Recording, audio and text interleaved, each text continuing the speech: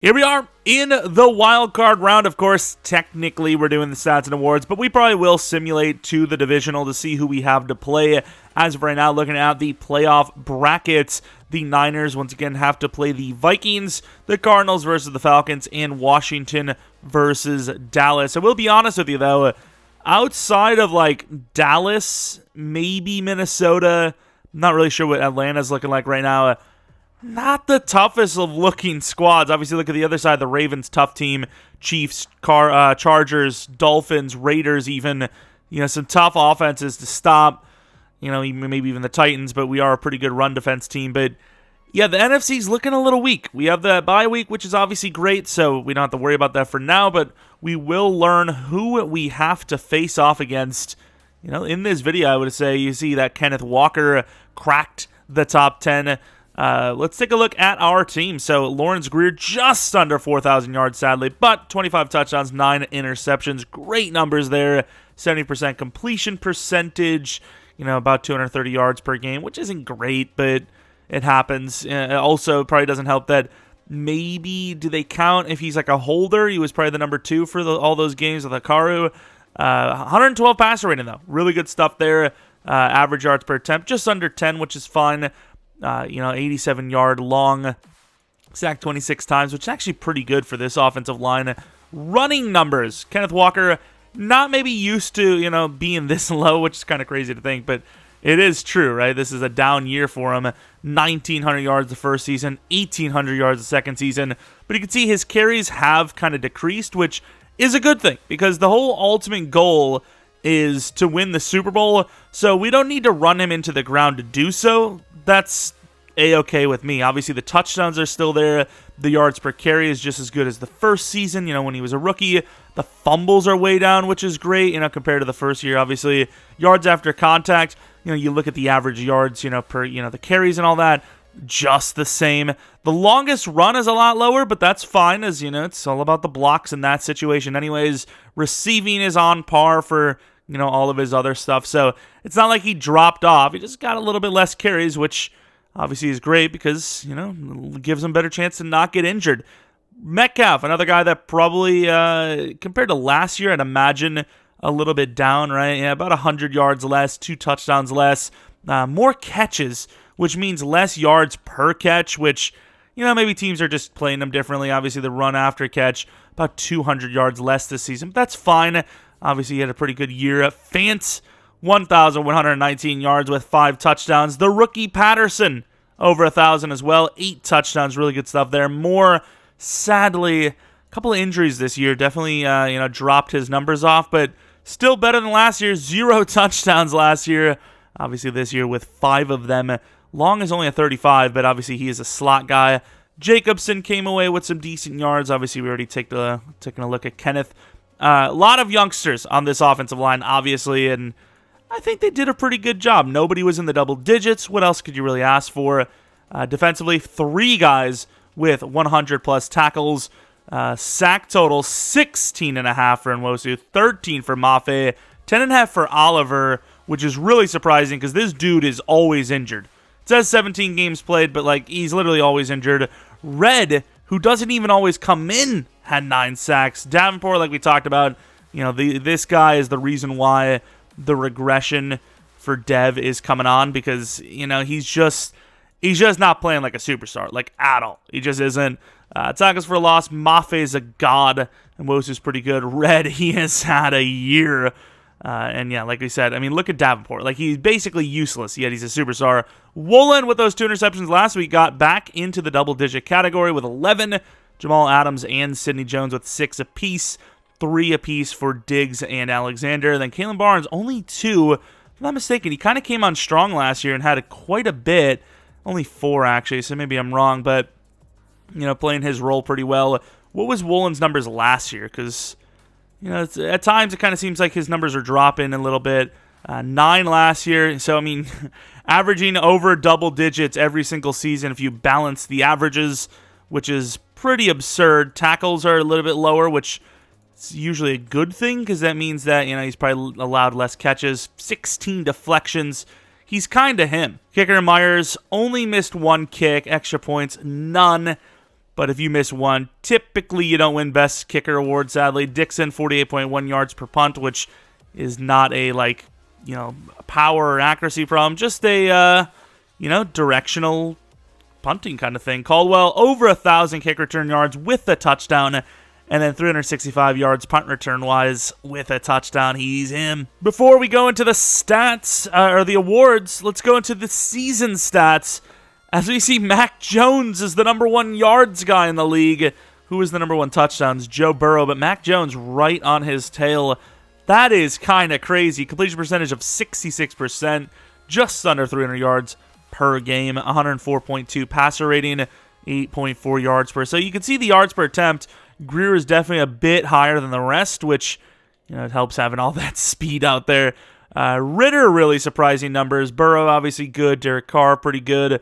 Mahomes, solid. Josh Allen, a couple of high pick numbers for a lot of guys, but Dak looking great. Mariota is a Bronco.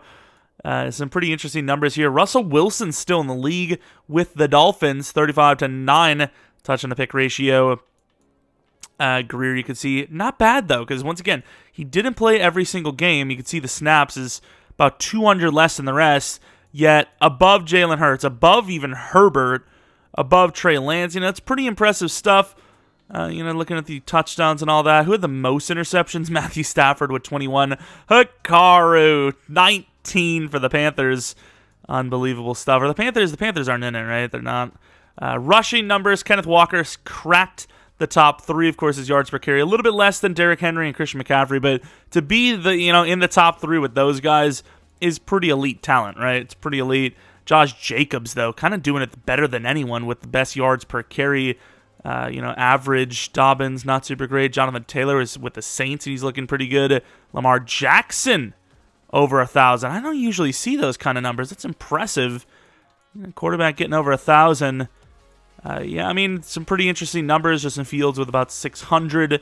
Rushing touchdowns, 20 for Elliott. So it's pretty safe to say that him or McCaffrey is going to win the best running back award.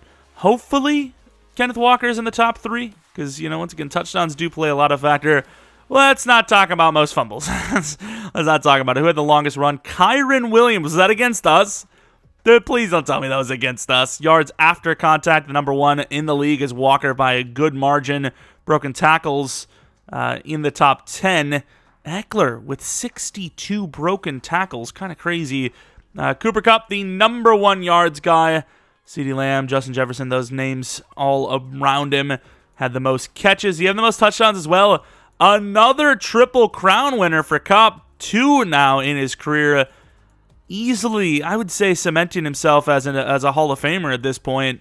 Run after the catch, number 1 there. Quadruple Crown winner. 5-tuple Crown winner. That's kind of crazy, isn't it? He's insane.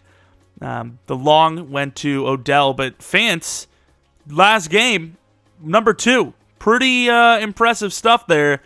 Let's take a look now at the sacks allowed. This one's kind of a tough one to judge, but it's not too tough to judge who had the most sacks allowed, which is Trevor Penning, which really, that trade haunting them at this point. And then defensively, the most tackles in the league goes to Edmonds. Bobby Wagner at number 2. That name. But of course, Jordan Brooks is him. Look at the comparison between him and Wagner. 5 more sacks, 15 more tackles for a loss. We take those. But let's take a look at tackles for a loss. Leaders, some pretty good numbers in there. Sack totals. Nick Bosa, who's a Bronco, 22. Really impressive. Interceptions, Budda Baker at 8. Obviously, we know we're the number 1, but they will not show those. Jamal Adams with 2 touchdowns on defense is the number 1 there. And, of course, we see a couple of guys with 100%. Even though that's clearly not as good as Myers, they will give it to them because, they were literally perfect. But if you look at, the longs, 50-plus field goal attempt, Myers is 14 for 14. Obviously, those guys aren't bad themselves, but 2 kicks from 50-plus, 7 kicks from 50-plus, who would you rather have, It's just Myers is that guy. And then punting, who had the best average? Vince Butler, doesn't really count, he only had 13. So Grant Duff, nearly 55 yards per punt. Kick returners, there was actually a couple of guys with some returns for touchdowns, but obviously the best returner is Caldwell, so he should be a Pro Bowler. And yeah, I mean, if he's not a Pro Bowler, I don't know who is. I don't want to go too deep into the team stats, so we'll take a look just at the glance. So 6th in offensive yardage, 1st in defensive yardage allowed. Points scored, I don't know. I think that's number 1 when it doesn't show. Points allowed, number 1, I believe. We'll take a quick look at that because it doesn't want to get too personal here. So points per game, passing wise, we were not really that high, but rushing we were high, right? Wait, so we're not the number 1. There's no way we're even close to number 1. 26 and 32. Actually, it just shows right here, points per game. Oh yeah, we were tied for number 1 actually. 31.8. The Chargers are them though, I will say. And then points allowed, not by much, but the best defense in the league by about 21 points. Let's look at the weekly players one last time. Rock Yassin looking pretty sick for the Raiders. Let's take a look at MVP, Joe Burrow. Lamar Jackson at number 2. Those rushing numbers really came in strong right at the end there. And this is what it looks like. As long as you don't see Hikaru, that's A-okay with me. Coach of the Year goes to the Niners coach, which I simply do not see. We're at number 9. How are you going to do the dingler like that? How are you going to do him like that? Of course, I don't really care about the AFC too much. Offensive Player of the Year, were we even on the list? Kenneth Walker at number 8. Cooper Kupp at number 1. Defensive Player of the Year goes to Tariq Woolen, of all players, with 11 interceptions. And Wosu at number 3. And Mafe at number 10. Offensive Rookie of the Year, not to Patterson, not to Greer, but to the rookie Tony Foster with the Vikings. Huge missed opportunity there, as you know, that's a superstar dev for Patterson. That's an X-Factor dev for Greer, but instead it's neither for these guys. And then Defensive Rookie of the Year, as expected though, Red, now a superstar development trade player. Alexander at 2, and that is it. Quarterbacks, Greer made his way up to number 5, which that's pretty impressive for a guy, once again, that did not start the regular season early on, and also started with normal depth. Very impressive stuff there. Kenneth Walker at number 3 means he should be a Pro Bowler. Again, receivers at number 6, and surprisingly, Patterson not on the list, but number 6 for Metcalf. O-line at 3 and 4. Not bad at all. D-line Red at 6 for rookies, really good. Linebacker and Wosu, I don't know if he's already had an award or not, but could be an X-Factor. Mafe at 3. Surprisingly, hello, Brooks?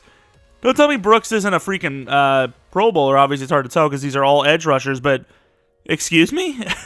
Woolen at number 1, Adams at number 3, Sidney at number 5, and then best kicker at number 3, right behind the guys at 100%. Who would have thought? Couple more things to deal with. We're going to go to the divisional round. I want to see who we have to play. It is the Niners. Again, playoff rivals. They actually beat the Vikings. Take a look. It was a 10-point victory. The Chargers lose to the Chiefs. The Falcons beat the Cardinals, and then Dallas beats Washington. Not really a super surprise there, but we'll say I feel like Minnesota been in a tougher battle than the Niners here, but we'll see what happens. Obviously, we smoked them there. We'll deal with the rivals and all that stuff after this, once the next episode starts. Bunch of different upgrade points. Oh my god, more than I would have thought. Yeah, let's get this out of the way. Zone coverage upgrade for Luke Marshall. We'll take that. Zone coverage now at 80. Not even 78, but he was a pretty good, he's a serviceable guy for our secondary. He played quite a bit of snaps, actually. I'm going to worry about the guys that actually start, and then I'll just work on, oh my freaking lord, I forgot about Cody Barton. Man, I feel so bad for him. Alexander has played well, but man, Barton was so good for us, dude. He was the surest tackler there was, but out with the old, in with the new, You got to go with the guy with the higher upside. That change of direction was insane as well. Quentin Davenport, once again, a guy that is absolutely on his way to regressing to star dev.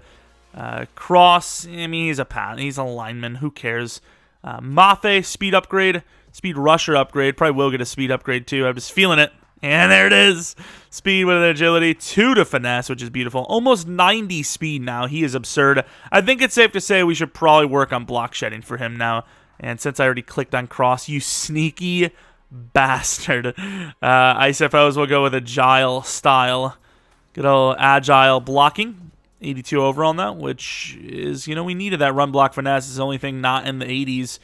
Dixon, what's his kick power? Is it 99? Is it 99? It's 97. A little bit lower than I would have thought. Let's go with the kick power upgrade. 88 overall. Oh, he's got a chance. Accuracy. Kind of an L there. Woolen. Is it zone coverage time? I think it is. 90 to 83. Maybe 1 or 2 zone coverage, and then we'll just go to slot for the rest of his career. And, maybe not. It's a really good upgrade, though, because, smarts matter. Tackling's a little low, but only 1 to zone coverage, which, maybe not the greatest. Then Metcalf, haven't seen his ratings in a while. Unless you can get something for agility, there's not really much you can do. I guess we're just going to go deep threat, because his lowest rating is deep route running, which probably doesn't matter anyways. 1 to injuries. I didn't even know that was a thing. 2 to deep route, 1 to excel, 1 to catch a traffic, 1 to awareness, but 1 to injury. I guess we'll take it. This guy is some sort of freak. Let me tell you something. If Paul Buckley has to go against a finesse DT, he's done on the ground. 64. I will say, I know there's some boosts here, but why is Buckley starting over Lippett? Does anyone know? But those are going to be the upgrades. I will say, though, not over, as we are going to end up re-rolling some abilities here. I don't think we can actually re-roll anything for Greer because he literally has no other options. But some players have some abilities that maybe aren't the best or maybe are too good. And I think we're going to start with Jonathan Tanner. Second win really doesn't make a lot of sense for a guy that is the backup, doesn't even play that much, but he has a chance to short out elite, reach for it, these kind of things. As far as, how we're going to do this, I'm going to do a spin the wheel. Normally, I would do just a random number generator, but I think the spin the wheel is a little bit more fun in this case. So we will do a 1 out of 8. We're not going to count second win because we're getting rid of that. Return man would suck, but actually, should we? He does play return man a little bit. Ball carriers with this. Man, these abilities do suck. Should we just make it real, screw these and just go with the ones that actually do something? That would just be down to 4 then, wouldn't it? It would just be down to short out, tank, reach forward, and backlash. I think we're just going to do best out of 4. All right, here we go. We got the 4 abilities on there. Let us see what we land on. And, of course, reach forward, which I don't actually know if that is an ability that works, but that's what he's going to have. So Jonathan Tanner now has reach for it as his ability slot. Once again with Kenneth Walker. They're overpowered abilities, I will admit, but they are very fitting, and he is him. 94 juke move, 92 truck, 92 spin, 86 stiff. He deserves it. I'm just kidding. We're just going to let it happen, all right? We're just going to let it happen. As far as DK Metcalf goes, obviously double me makes a lot of sense. Deep out elite is fair, and red zone threat is fair, even though we never go to him. Sure, it'd be great to have, something like, I don't even know where the hell route tech is. I don't even know what it looks like.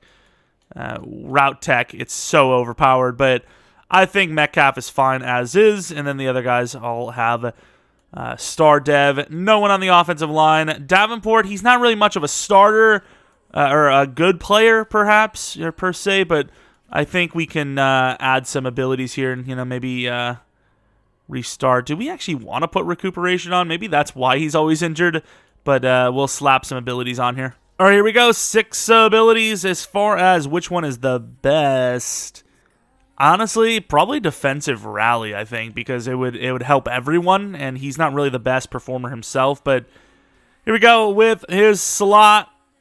He gets anything but strip spec. Oh, my. So far, we have absolutely hit the not holy grail of abilities and the absolute worst of the worst. So we are going to be going with strip specialist. Defenders with this ability can still tackle effectively while trying to strip the ball. Wait a minute. That's actually pretty bad. Should we just give him extra credit because that was what it was going to go on? Pass rusher with, yeah, we're just going to give him extra credit. Strip specialist. Pretty dumb for defensive linemen. Very hard to strip the ball out in this game if you're not in the open field. And then Ed Oliver, buy one, get one free, and Ripper. He does have the chance at something like El Toro and all these other abilities. I think with this amount of abilities, he actually probably should have a chance at a new one. We're going to put a lot of abilities on here. We're going to not allow recuperation, though, I suppose. And because it's nicer to just be able to put on some abilities that he doesn't actually need, doesn't help. If there's one that put him in the zone like this one, so it's easier for me to be like, okay, well, he just needs to do this, All right, so for this one, there is a lot of abilities. It looks like probably at least 15, just guessing. If you were to say which one's probably the best for an interior lineman, I think it's pretty obvious that it's El Toro and inside stuff. We will have 2 runs here. Under pressure is not bad either, but definitely those 2 that I mentioned.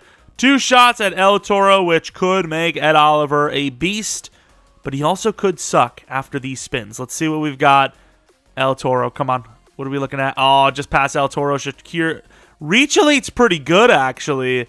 That's a pretty good roll. Reach Elite is going to be the first winner. And for the second one, inside stuff or El Toro would be juiced. El Toro is gone. Buy one, get one free. Not a terrible ability, I suppose. So Ed Oliver now with Reach Elite and buy one, get one free instead of the Rip and whatever the hell the other one was. Ripper and... what did he have? He had Ripper and something else. Obviously, that's kind of how that works. Don't know what the other one was, but Reach Elite's pretty damn good, so... kind of a win. And then for Nwosu, Spinner, not a very good ability, but you know what would be? Swim Club. No outsiders for the run defense. Speedster. Some really good abilities here, so he could go really good, could go well, or it could suck. Let's find out. So I think for this one, the most overpowered combination would be probably, well, maybe Speedster and Swim Club. Oh, we messed that one up. Or just something like Swim Club and no outsiders for the run defense. But let's see what we get. It'd be nice to get one ability for pass rush. Let's see what we have. And I'd probably rather have Secure Tackler, right? And we get Secure Tackler. Now, don't get me wrong. I know that's probably more of an inside linebacker ability, but edge rushers do get broken off of quite a bit, so I think it's only fair to allow that to be one. I will say that was probably the possible worst one we could have had other than Unfakeable. Ryu spinning, though. Give us Speedster. Give us Swim Club. And we get buy one, get one free. I think Nwosu might be a lot worse now with these abilities, but at the same time, it is way more fair. Maybe there's a reason why he was so good before. Spinner was just killing him. But now he has Secure Tackler and buy one, get one free. Friends with this ability are granted a free pass rush move, which is fair enough. That's a good pass rusher ability. And then Secure Tackler. What is his tackling anyways? He's not the greatest of tacklers, so I suppose it helps. And then Jordan Brooks, I have not seen his abilities in a while. Unfakeable and mid-zone, those are some really good abilities. It is time, though. He could get something like Lurker, Film Study, Enforcer. There's some pretty good abilities here. I think this could be the most fun of them all. All right, so it is time to start spinning for Jordan Brooks. I removed some of the abilities that are catching related because he is a linebacker. I know some of them are, for linebacker, like outmatched, but it's all it's interception stuff. And I just think with 52 catching, 82 jumping, he probably shouldn't have Lurker, probably shouldn't have outmatched. So these are going to be the abilities that he has a chance to get. And let's hope for something great.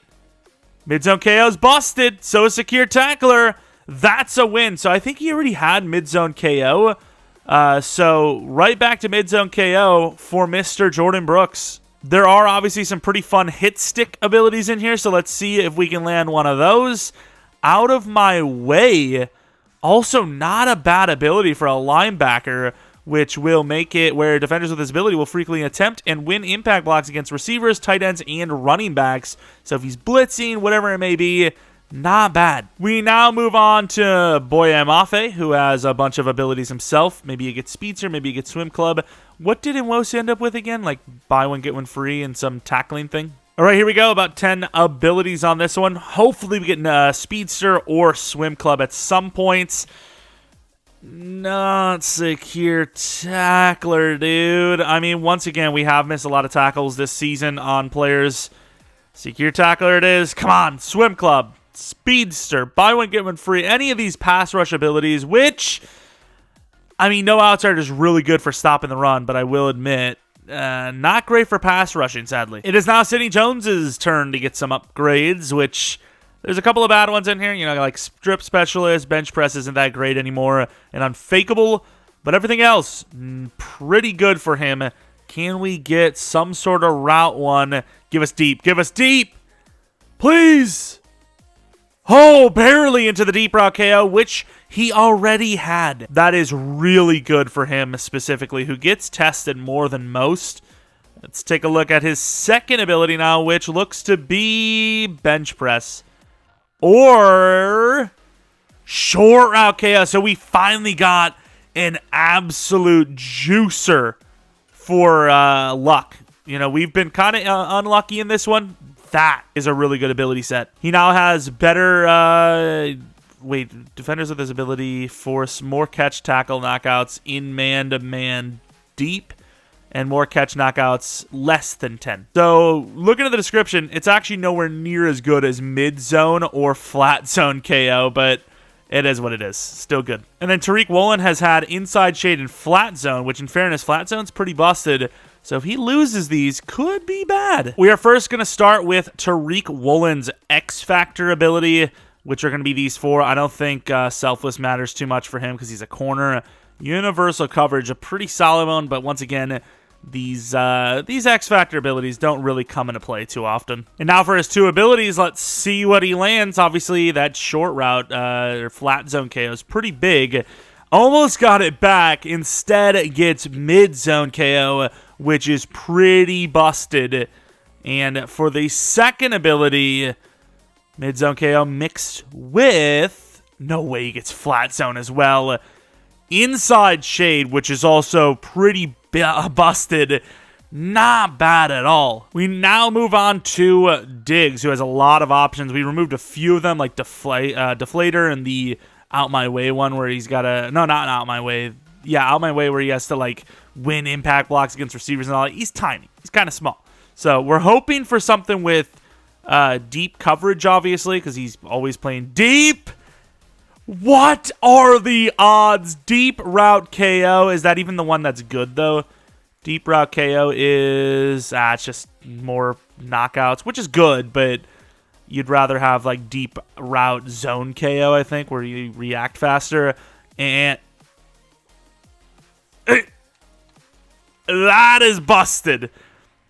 Deep out zone, so they force more catch knockouts and react quicker in deep zone coverages from the line of scrimmage and outside the hash marks. He does play a little bit more inside, but that's kind of busted for him to, as the deep safety, get two deep zone coverage abilities. And for one of our highest rated players in the entire team, Jamal Adams, we are going to go for his two first abilities. He's been running flat zone KO and Stonewall this whole time, so we will see what he lands in the form of his two abilities. Kind of hoping he gets something that, like, you know, is near the line of scrimmage. Deep route KO. I mean, he does play deep quite a bit, but another deep route one, which, you know, it's not the greatest, but sure, I guess. Then the second one, please give me something short or tackling-wise, because he obviously tackles as well. Tip, drill, mid-zone, please. No, it's so close. I suppose he does get involved in tip plays quite a bit, but yeah, he's definitely taken a step back in his abilities, no doubt about it. And here we go with his four abilities: Shutdown, Zone Hawk, Reinforcement, and Universal Coverage. He had Shutdown, never really felt like it did much, and he moves on to Universal Coverage, which sounds pretty good. So all of our players have their new abilities as spun by the wheel itself. Quandre Diggs obviously took a very big, massive increase in skill, as he is a deep route god now. And obviously Woolen maybe better than before, as Universal Coverage, mid-zone KO, and inside shade is really good stuff, especially inside shade. You know, Sidney Jones, was his abilities good? Deep route, yeah, he had some pretty... So we got some really good upgrades for the DBs. Edge rushers, not so much. You know, Jordan Brooks, definitely not so much either. Mafe, what did he end up with? Secure tackler, no outsider. So 0 pass rushing abilities. And then Jordan Brooks ended up with mid-zone KO and Out My Way, which is not actually that bad. And then obviously in Wosu, ended up with buy one, get one free, but secure tackler, which is really iffy. And then, you know, guys like Ed Oliver, I think, were not the greatest themselves. Reach Elite's good. Buy one, get one free is actually okay, but it's pretty much it for him. And then Davenport, I think he only had one upgrade anyways. Ended up with extra credit, which is okay. And then, offensively didn't really change too much. So those are the upgrades, the ability changes. Let me know what you guys think of those. You could always change them again in the future, maybe like a season from now or so. Gotta play against the Niners again here in the playoffs. If history is to repeat itself, 3 against 1 team, not a super common feat. But also the Niners, they kind of look susceptible to it. I'm just gonna be honest about it. I think they're not looking too hot for this matchup, but we'll see. And that's going to be it. If you guys enjoyed, let me know by leaving a like, maybe subscribing if you're new. If you're not new, really appreciate your continued support. Maybe check out the second channel, PKR Plays, for non-Madden stuff. Hopefully we'd have started a new series by the time I upload this, maybe actually yesterday perhaps. And then follow me on Twitter, JeromepkR. That's it. Thanks for watching. Hope you guys come back for next video. But until next video, which could be this matchup, maybe on Monday. See ya!